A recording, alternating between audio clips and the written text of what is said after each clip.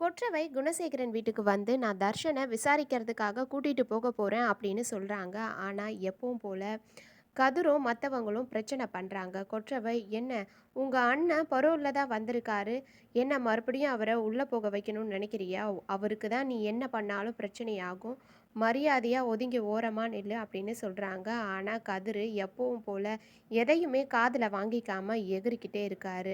அது மட்டும் இல்லாம கதிருக்கு குணசேகரன் வெளியே இருக்கிறது வேற பிடிக்கவே இல்லை. ஏன்னா அவர் வெளியே இருந்து சொத்து எல்லாத்தையும் எல்லாருக்கும் பிரித்து குத்துட்டா நாம என்ன பண்றது அப்படின்னு ஏற்கனவே ஒரு திட்டம் போட்டுக்கிட்டு இருக்காரு. சொத்து எல்லாத்தையும் அவர் மட்டும் அமுக்கணும் அப்படிங்கிறதுக்காக.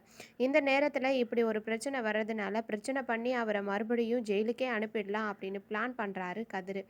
ஆனால் அங்கே அறிவுக்கரசு இருந்துக்கிட்டு மறுபடியும் பார்கவி மேலேயே பழிய தூக்கி போடுறாங்க. அவங்க அப்பாவும் இந்த பொண்ணும் ரொம்ப தப்பான தொழில் செய்கிறாங்க அப்படின்னு சொல்கிறாங்க. உடனே கொற்றவை மேடம் ரொம்ப கோவப்பட்டு அறிவுக்கரசியை அடிக்கிறாங்க. அடித்து, ஏய் உனக்கு என்ன தெரியும், நீ வாயை முடிக்கிட்டுரு, நீ யாருன்னு எனக்கு தெரியும், நீ ஒரு நாளைக்கு மாட்டுவ, அன்னைக்கு இருக்கு உனக்கு அப்படின்னு சொல்லி அறிவுக்கரசியையும் மிரட்டிட்டு தர்ஷனை கூட்டிக்கிட்டு கிளம்புறாங்க. ஆனால் விடாமல் ரொம்ப பிரச்சனை பண்ணுறாங்க. குணசேகரன் கூட்டிகிட்டு போட்டும் நான் பார்த்துக்கிறேன் எல்லாத்தையும் அப்படின்னு சொல்கிறாரு.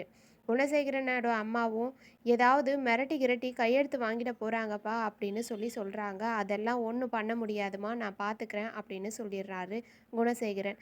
தர்ஷனை போலீஸ் ஸ்டேஷனுக்கு கூட்டிகிட்டு போயிட்டு மரியாதையாக உண்மை எல்லாத்தையும் ஒத்துக்கோ, உன் ஃபோன்லேருந்து அவளுக்கு போன மெசேஜ் எல்லாம் செக் பண்ணிக்கிட்டு இருக்கேன் அப்படின்னு தர்ஷனை மிரட்டுறாங்க. தர்ஷன் என்ன பண்ணுறதுன்னு தெரியாமல் திரு திருன்னு முழிச்சிட்ருக்காரு. என்ன நடக்க போகுதுன்னு பொறுத்திருந்து பார்க்கலாம்.